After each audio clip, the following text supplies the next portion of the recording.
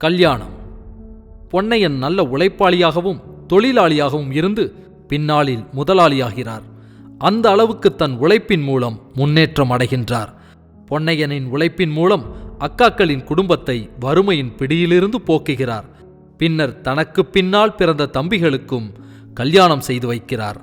தன் வயதில் உள்ள இன்ஜினியர்ஸ், தொழிலதிபர்கள் மற்றும் சாதாரண தொழிலாளர்கள் கூட கல்யாணம் செய்து கொள்கின்றனர்.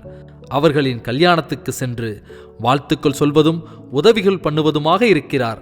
இப்படி இருக்கும் பொன்னையன் தன் கல்யாணத்தை பற்றி யோசிக்காமல் வேலை வேலை, பிஸ்னஸ் பிஸ்னஸ் இப்படி ஓடிக்கொண்டிருக்கின்றார். ஒரு நாள் கல்யாணத்தை பற்றி யோசிக்கிறார் பொன்னையன்.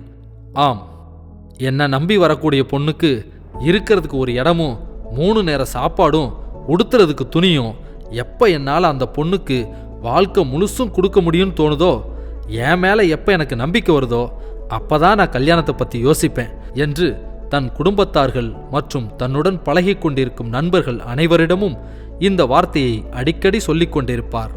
இப்போது பொன்னையன் அவர்களுக்கு தன் மீது மிகப்பெரிய நம்பிக்கை ஏற்படுகின்றது. ஆமாம், தன்னால் ஒரு பெண்ணை கஷ்டப்படுத்தாமல் காப்பாற்ற முடியும் என்ற நம்பிக்கை ஏற்படுகின்றது. அப்போது பொன்னையன் 32 வயதை நெருங்கிக் கொண்டிருக்கிறார். தன் குடும்பத்தாரிடம் பெண் பார்க்க சொல்கிறார் பொன்னையன். குடும்பத்தாரும் பெண் பார்க்கின்றனர்.